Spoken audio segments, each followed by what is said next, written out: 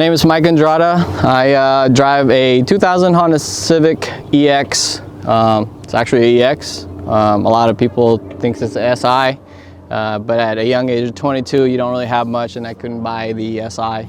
So it's an EX. So for all you guys out there, it's an EX. Kind of backstory on me as far as how I got started with the whole, car thing and all that stuff. But at a very young age, back in the Philippines, I was always kind of intrigued how everything worked on the mechanical side and all that stuff. So it was just, my bikes, I always messed with it, made it my own, customized everything, just anything to make it different, But, back home, there wasn't a lot of cars that, it's not really all, there's no motorsports there. It's all transportation is what all vehicles was used for. So I wasn't really exposed to anything like that. But yeah, there was buses, tricycles, jeepneys, if you guys are familiar with that, back in the Philippines. And so growing up over there, it was different. But we had a family vehicle that we shared. It was a jeepney, and it for some reason always needed work. And some guy would come at least once a month and just kind of service it, do brakes, oil changes, and I would sit there and just watch them. I think I was about 8 years old or so. It's funny because none of my siblings are into cars as much as I am, as far as being mechanically inclined or anything like that. So kind of fast forward, being born and raised in the Philippines, I was 14. Port of entry was San Francisco. It was back in '97, and we moved as a family, and my cousin and them were pretty much already were born and raised in San Francisco. So went over there, just barely speaking any English, kind of hanging out with my cousin, who was at that time was 2 years older than me. And so he kind of drug me around, kind of exposed me to pretty much the car scene out there. That was pretty cool, because my cousin actually was a collector of comics, and he pretty much had every tuner magazine that was out at that time, from Honda Tuning to Super Street to Option magazine. He collected a lot of things like that, so it was cool. He pretty much kind of got me started. I think my cousin Edward, he actually passed away I think 2012, and he was very young. He was 26, I think. And so rest in peace to my cousin. Kind of that's where it started for me, as far as the car and being into Civics and all that stuff. But first car for me was a 1988 Honda Accord. It was white, the pop-up headlights, but one of them didn't really work, so it was like a wink. So it was cool. That shit was carbureted. It was funny because it was the first car mod. We were straight pipe. We wanted to be as loud as you can get it. That shit was straight pipe. It was obnoxiously loud. We didn't know much at that age, My dad was like, "What are you doing?" He bought the car for me as a commuter. I was 15. I couldn't even drive the car, but I had my buddies help me, and we took it to an exhaust place and just got a muffler and picked it out. But it was cool. That's pretty much my first Honda. And we were at that age, I was going through magazines in detention in class, and I was looking at all the Advan RGs, the 5-Ziggin Fireballs. I was one day I'm gonna own a 5-Ziggin Fireball. So saved up enough money working at McDonald's, and I went to the tuner shop, and out of all the places, it was Alaska. That's where we kind of settled. So Alaska don't really have a car scene, but we have people who are enthusiasts and just love cars, and I was surrounded by friends who were into cars. So but yeah, back to that. As far as getting the muffler, I went up there. I think it was I can remember too, because it was expensive as hell for just a muffler. but it said 5 ziggin, and it was like $239, bro. And went up there, paid, straight to the muffler shop, like weld that on, and man, it was like, it felt like I was driving a Ferrari. It felt like 20 horsepower difference, but it probably didn't do much. It probably actually made the car slower, but the sound, the feel, that kind of got me going. And so I owned that for, I think, about a year or so. Drove it through high school, through like my junior year, I think, or sophomore year maybe. And before I even got into Hondas, I was actually truly a DSM guy. A lot of you guys don't know that about me. One of my favorite cars growing up was a Evo, a Lancer, the old school Evo, the boxy body. Back home in the Philippines, it was like Evo 3, I think. It was pretty popular back in the Philippines. A lot of guys like that, so I was really into that too. Older Corollas, for sure. Everybody loved their Toyota in the Philippines, so those were the cars. So pretty much some kid wanted to buy my Accord, my 88 Accord, and he offered me like $3,000. And I was like, that's no brainer, you know. My dad bought the car for like $1,200, so I couldn't say no.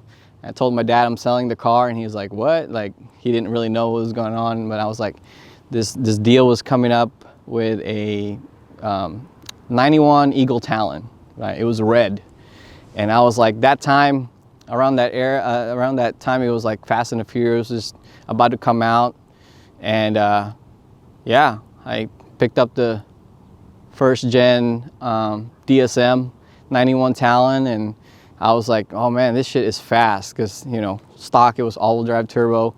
Living up in Alaska, you kind of had pretty much dual purpose vehicle. You know, it was all-wheel drive, it was turbo, it felt fast. I could drive it anywhere in the snow. It was fun. It was a fun car. I actually had it was the very first car, I think, or one of the first cars up in Alaska that had a body kit. And it was like, well, not body kit, like in a DSM, as far as a full kit goes. And I think I purchased the body kit through some shop in California, and it costed me more because of freight up to like Alaska, because that's pretty much in the middle of nowhere. But yeah, I think it was like a drift.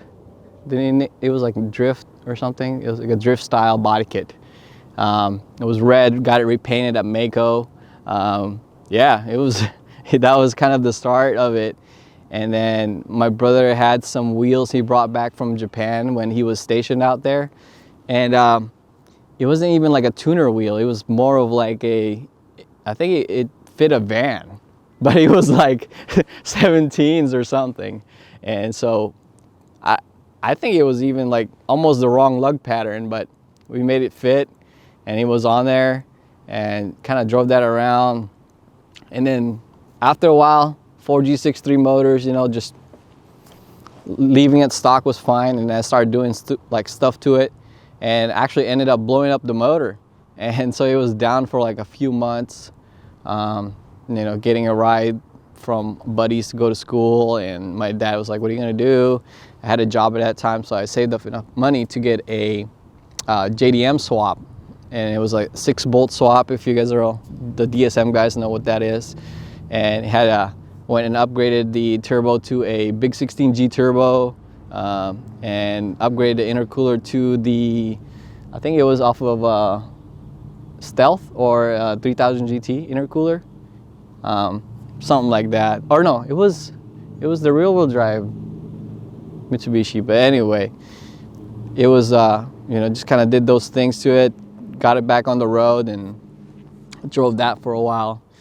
And yeah, it was a fun car. I've learned a lot from that car. Did a lot of all the mechanical work, and my buddy Mark up in Alaska actually helped me a lot. Me and him got started with the whole mechanical side, doing all the engine swap, transmission swap, axles, drive shafts.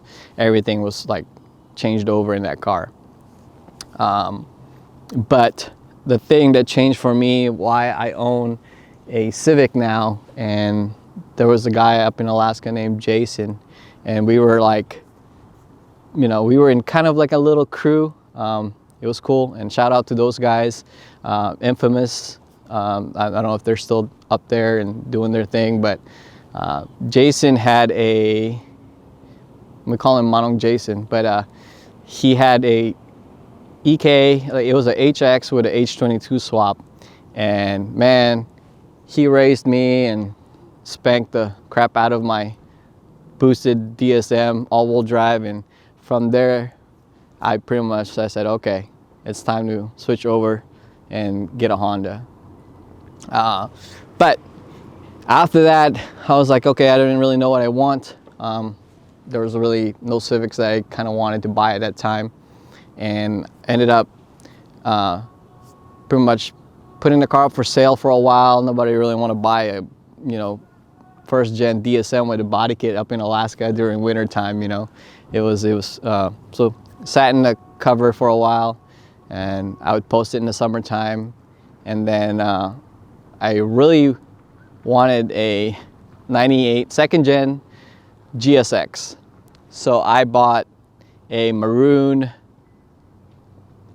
exterior with a peanut butter interior 98 Mitsubishi Eclipse GSX. It was all-wheel drive again, big wing, you know, just like the Fast and the Furious. You know, everybody wanted Eclipse, and so I got one, and I just left it stock, drove it around, and then I think this was around 2006, and so that's when I moved to Washington, 2006. Shipped the car down here. I pretty much, you know, just used it as a commuter, and then, you know, pretty much daily drove the car. And then after a while, kind of, you know, all my buddies down here, I met, let's see, I met RB, Princeton, Nick Jones, all the North End guys. At the Kent Street races, I had my Eclipse at that time, and this is when it was like hot. It was hot in the street racing scene. Everybody was going to the Cisco. Remember that time where the choppers were out and they blocked everybody in, and everybody got a ticket at Cisco. I think that's what the track was called, right? Yeah, they were like handing out tickets, so like it was drive-through. It was hilarious, but it wasn't fun when people were getting their shit towed. And yeah, I was like, all right, well, this is cool, you know, and I put up my Eclipse for sale, and pretty much just, you know, see if somebody would buy it, and somebody purchased the car, and I was like, man, I gotta go look for a car now, and I actually picked this up at a dealer in Auburn. They had this Civic EX, and they had a red Civic Si. And you know, they wanted like 15 grand for the Civic Si, and they wanted like, I think 10 or 11 grand for this. And so at that time, you know, I was like 22 years old. I was like, all right, well, I don't even know what I'm going to be approved for. I had a good job, but you know, I said, well, let's see if I can get approved for the red one. But they said, no, it's a little bit too much. We do have this EX. It's pretty much like an Si. And I knew it had a single cam, but it did have the SI lip. It had I think it had Rotas on it when I purchased it. It was black. This car is originally black.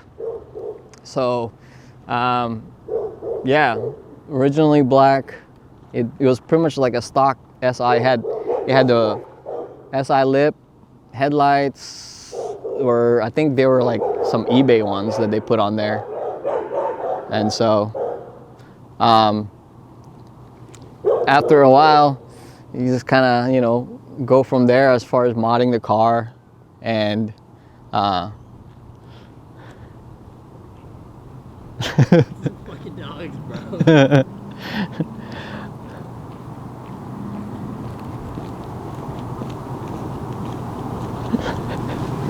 That's gonna be B-roll for sure. all right. Bro, it needed camera time, man. Yeah, I know, bro. So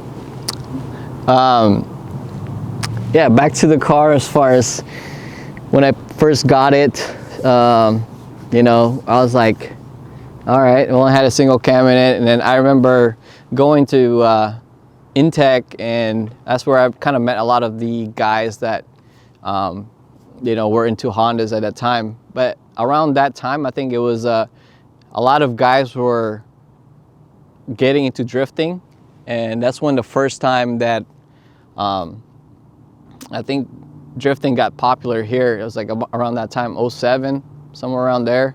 A lot of the guys that was at Intech kind of took the Nissan thing to another level, and then they kind of faded off on the Honda scene a little bit. But, you know, I went over there, bought like the biggest, you know, you guys remember the Password JDM, like whale penis? So I was like, yes, that. Got that on the single cam.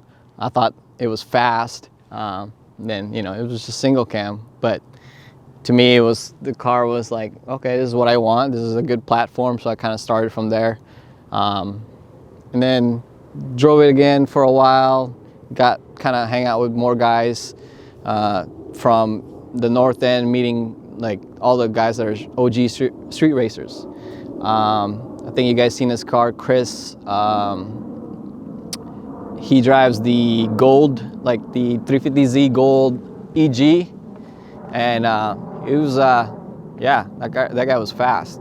Everybody was like, you know, we were everywhere street racing pretty much, and from there on, kind of escalated to me buying a B-Series swap for it. Purchased the motor from a buddy who actually pulled the motor out of his Type R, and you know, kind of he put in a USDM B18C5 that was like built, so that's why the motor came up, and he sold the whole thing, purchased it, put it in the car, you know, put a chip P28 in it, drove the car for a while, and just, you know, had fun with it. And of course, when you get to that stage, you're like, all right, I want more. And I went on, and, you know, I was like, all right, what else can I do? And my buddy actually was like, yo, let's throw some, you know, B16B pistons in there and high comp and this and that. And I was like, oh, shoot, why not, you know? And my buddy came down, Mark from Alaska. He came down, and he actually helped me get the motor together. We ported the head a little bit and did all this and did all that. Threw it back in the car. I was looking for somebody that could tune it, and you know, that's when I pretty much met Stefan at ASP Headers, and he was like, well, you know, he was tuning at Intech at that time, and you know, he was like, I'll tune your car, and you know, he's like, you know, just looking for somebody to tune it. So got a scheduled date, and then got on the dyno. Didn't really know much as far as like what compression the motor was. It was on pump gas. We knew it was a lot. Ended up actually hurting the motor, and you know, it was like, man, that was devastating, you know.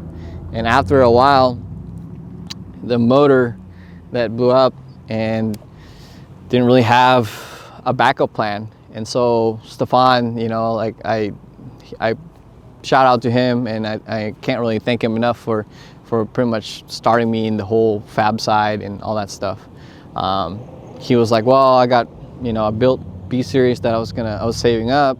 You know, we can throw that in your car and this and that, and you can just, you know, make payments on it or whatever. So I was like, why not? And so kind of did that, and then I started helping him at the shop. The ASP was in Kent at that time, like off of Central. It was like a single lift at that time, I think, yep. And so went over there, kind of after work, I would just go over there and just give him a hand with anything. You know, I was mechanically inclined, so anything that I can pretty much help with, I did. So we got my car back up and running. So that's when the whole, pretty much everything shifted as far as me doing a lot of mechanical work to welding. And like I said, thanks to him for just letting me pretty much get started and kind of learn on my own. I'm pretty much self-taught welder. I always looked up to the guys. Pacific Northwest, I think, has one of the biggest, fabrication that a lot of guys here are good. I looked up to Ricky at Speed Factory. Obviously Stefan. You got guys now that are like pretty much up there, and I don't even come close. I don't think I'm that great of a welder. I can make things happen, make things, decent. But you guys have like Rampage, and you have Zach, Scott Spielman at Speed Factory. I think Fabio is there now. Or yeah, that's, you guys like that. And those guys do it for a living, and I do it kind of part-time. But like I said, it's always good to challenge yourself as far as like, okay, can I do that too? And so it was good. But like I said, Stefan guided me, let me build the header. So a lot of you guys that, I was the guy in the back making the header for a little bit, helping Stefan out. So he had to manage the business, so we both I helped him wherever. But I did a lot of the welding and learning. So thank you again to him. I pretty much give the credit where it's due. So without him kind of showing me and letting me be free range in the shop doing welding and stuff, I would have probably never got to where I'm at now. So thank you to him, to his wife Teresa. Yeah, it's different now that doing all the welding stuff that I'm able to do to this car. And then yeah, we K-swapped the car, yeah, like 09 or maybe 2010, somewhere around there. So, kind of still on EKK ones. K-swapped the car, just wanted to get it back on the road, and yeah, just have fun with it. Like I said, it was a lot of fun with the car being K-swap. It was fast for me at that point. And Stefan was like, yeah, let's build a all motor, like 300 horse motor for it. I'm like, he had all the spare parts, and I think one of the motors he had was out of his race car, and we just pretty much, all right, I was like, let's do it, threw something together, put it on the car, wire tucked the car at that point, brake tuck, then just threw in the 300 horse swap in there, made like 315 on E85, and at that time that was a pretty solid build. And I took it to the track once, and I think it was like 11.7 or something like that, and so not bad for 300 horse, but it was heavy. Full interior, power everything, power windows, sunroof. I didn't really gut the back. Until now I still have back seats, but after a while you kind of get the itch of wanting to do more. So that's when I pretty much met Ron, Jeff, a lot of those guys, Bill, they all came through ASP, got some work done, and kind of met them. Lita, a lot of the guys that are in the scene. I never really paid attention too much on the show car side because I was very exposed into the drag racing side. So,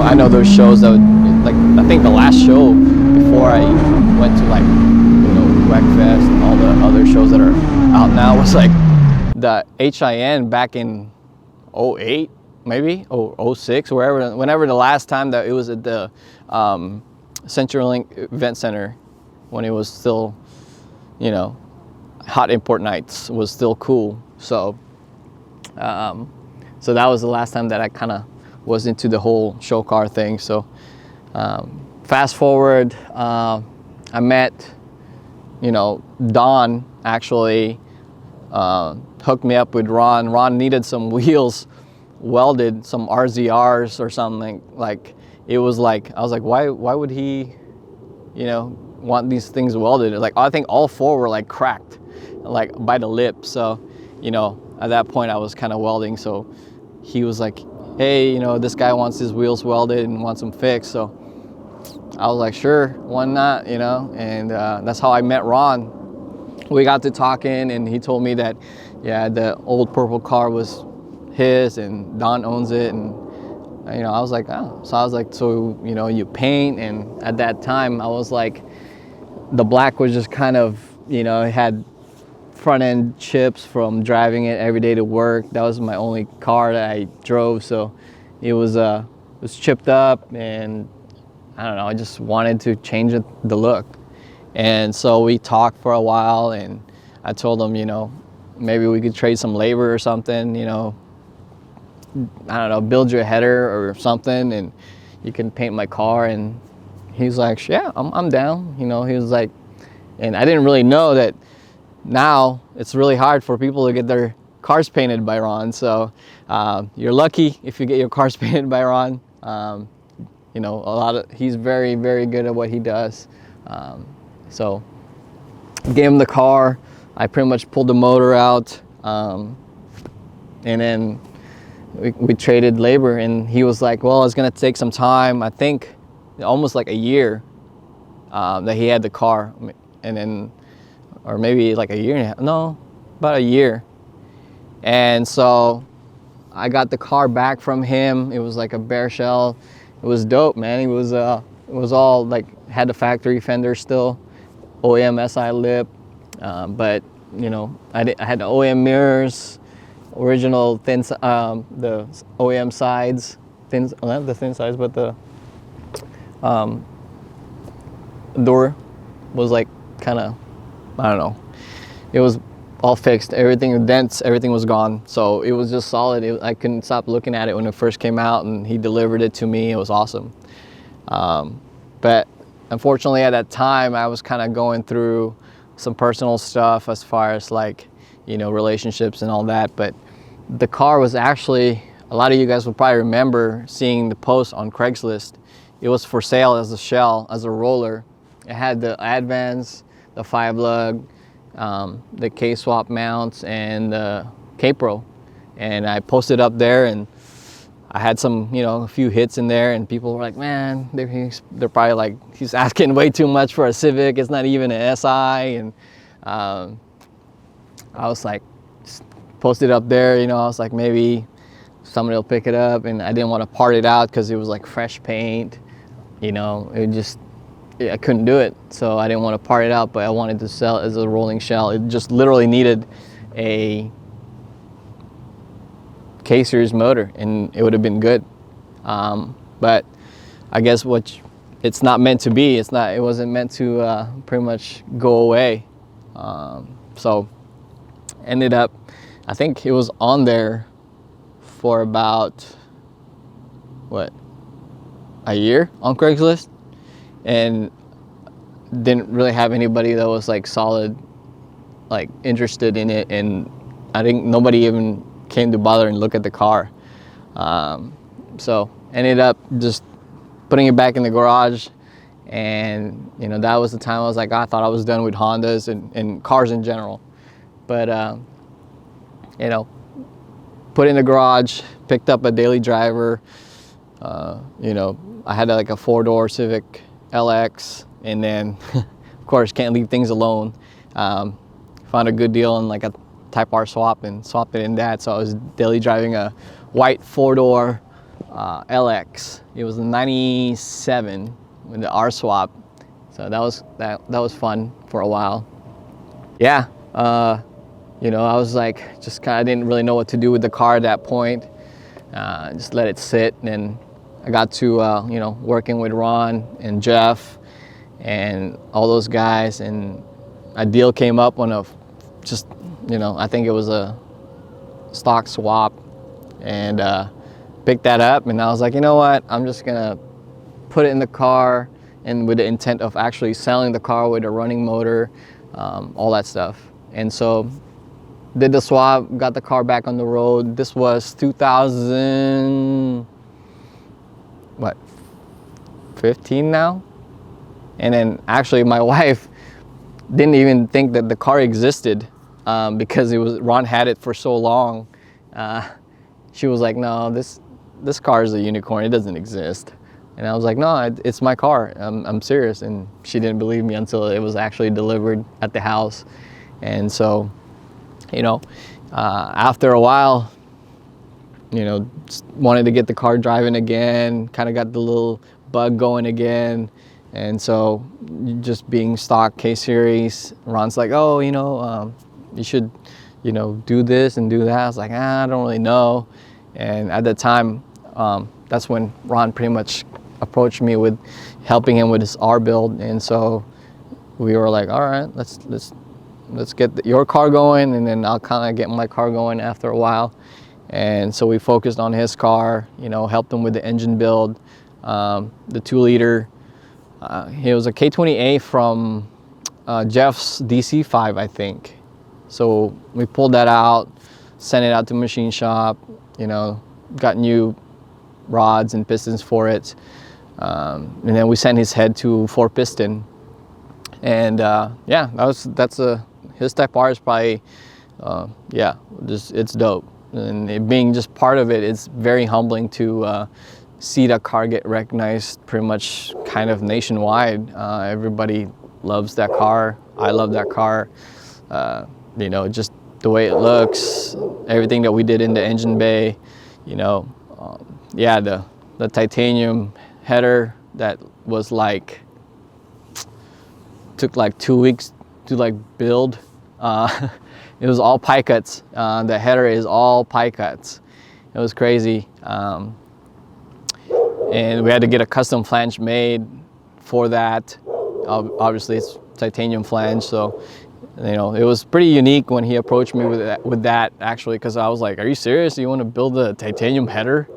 And he was like, no, I'm dead serious. So I was like, all right, man, it's gonna be some money. But he didn't care. At that point, he was like, you know, I want to be the first one to kind of have one that's, you know, one-off. So I was down to do it. And we had fun doing it. We built a really good relationship. Jeff, Ron, you know, met all those guys, and it just kind of went from there. A lot of the parts that you guys see on my car now was either gifted to me or suggested by Ron and Jeff. You know, the mirrors, Ron pretty much got me those. The thin sides was Jeff. My rear view mirror was Jeff. And you know, they would like send me links if there were some good deals on seats or whatever like that, and just like headlights, whatever. They would like send me links and they're like, do it, because I didn't really have any J-spec parts on my car at all when I kind of got done with the paint and the swap and everything else. And you know, credit to those guys for kind of egging me on to look on the J-spec side, not just on the performance side, because I would say 90% of the day, if you asked me if to buy a J-spec part or buy something that would make my car faster, I'd probably lean on making it faster, because you know, I was all about that speed. I wanted to go fast. You know, I wanted to pretty much any V8s on the road that I would see, you know, I'd want them to, like, you know, race me just to kind of test it out. You know, I've always had that in my blood to kind of like, all right, I had something to prove. But you know, at the end of the day, the car wouldn't be where it's at now without, you know, pretty much the car scene here in Seattle. You know, from the guys at Trick Speed to the Team Menace guys, seeing all those cars and all those builds, you know, there's a lot of good, solid builds up here. You know, we're a small community, I think, compared to a lot of different states as far as our car scene goes, but we have good people. I think we're always willing to share knowledge and, you know, not really hate on nobody's car. We're just doing the same thing. Everybody's passionate about what they do. When people hit me up to do work for them and help them out, I'm always down, you know, because I know that down the road they'll probably return a favor to me. But yeah, I mean, as far as right now, as it sits, you know, the car makes 800, somewhere around there, maybe like between 750, 800, depending on the weather and how much boost. It's a good solid car right now. I don't know if there's anything I would kind of change it for now, but this car has been through pretty much everything, you know, with me as far as struggles, and I would probably never ever sell it. And you know, that time that I was trying to sell it, I would have probably regretted that moment as far as getting the car back, and all that would have been hard, but it wasn't meant to go. It's here to stay. Yeah, I love the car the way it is right now in the stage it's in. Like I said, yeah, spoon brakes from Ron again. You know, I just meeting people through the car is, I think, why I do what I do and why I enjoy what I do. I never thought driving a Civic would one day meet, sounds cliche, but like, I don't know, I looked up to RJ De Vera, you know, I think every Filipino guy did back in the day when the Fast and the Furious came out, you know, and then finding out that he's Filipino, you're like, oh damn, that's dope, you know. But yeah, meeting him, because I had a car like this, that was cool. So, you know, and Sam and those guys, I actually got to, I don't think they knew, but back in 2013, I met Sam and those guys. I did with Walter Franco and the Franco brothers and all those guys. We did the Scion Tuner Challenge, and yeah, it was cool. I went to SEMA, we debuted the car over there with them. It was cool to see that, and it was fun. So. Come this way.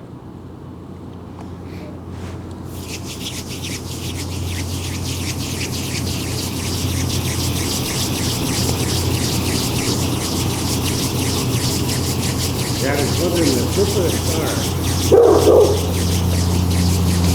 Right? You superstar?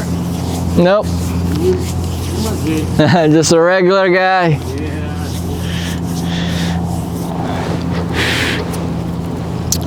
Civic Street.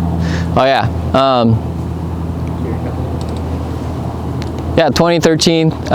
Yeah, we went. I got a chance to go to Vegas for SEMA and debut the car with Walter, and pretty much representing the whole Seattle. Yeah, it was cool to. I'd never seen anything like that. It was like one of the biggest like car shows I've been to. Like first time at SEMA, seeing all the cars over there, and you know, helping with that build kind of opened up my eyes. Different perspective from just car shows and in general, as far as like what's out there, you know. I was like, dang, you know, seeing cars that was in SEMA, you know, they're like, yeah, you got to be selected to bring your car here, or somebody has to sponsor you. I was like, dang, I didn't even know, you know. So it was cool. It was, you know, it was cool to be part of that.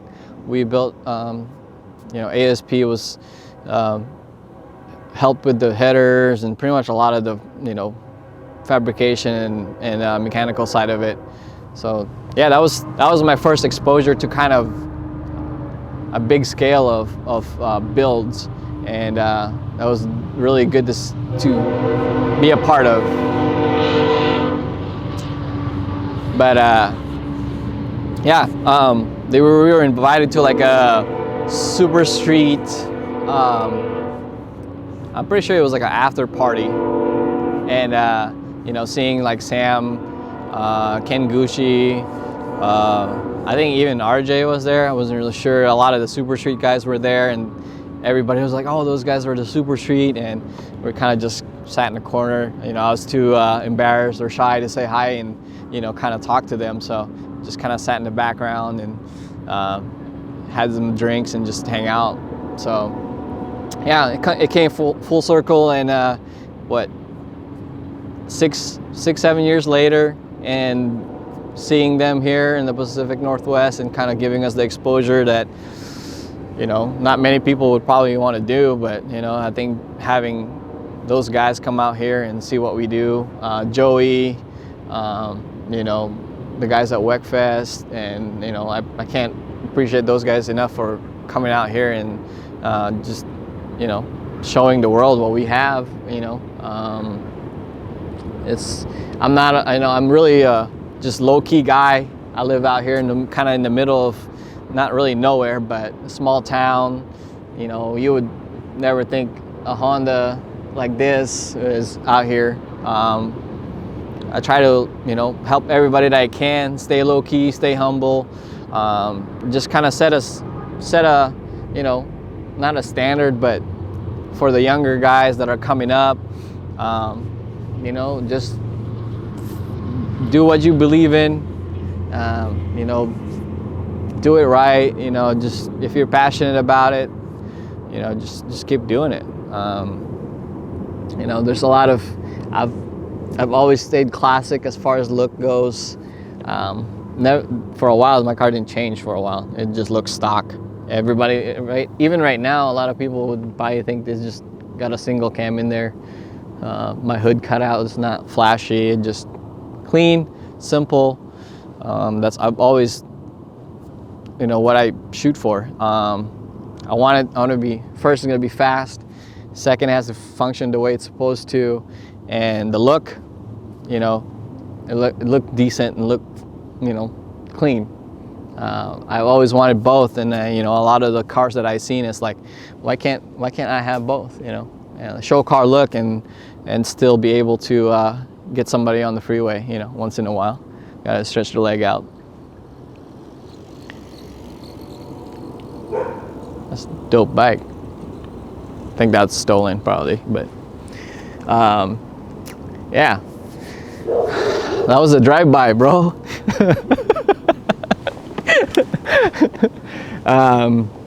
Yeah, I mean, as far as anything else about me, you know, just low-key, like I said. I'm on IG. You guys can ask me about anything as far as needing help. I'm always open to the guys that are local to me. Any help, any knowledge. I don't try not to hide anything like that. You know, nobody wins when you don't share the knowledge, because every knowledge that I have now, that everything that I know, I guess, is pretty much passed down to me.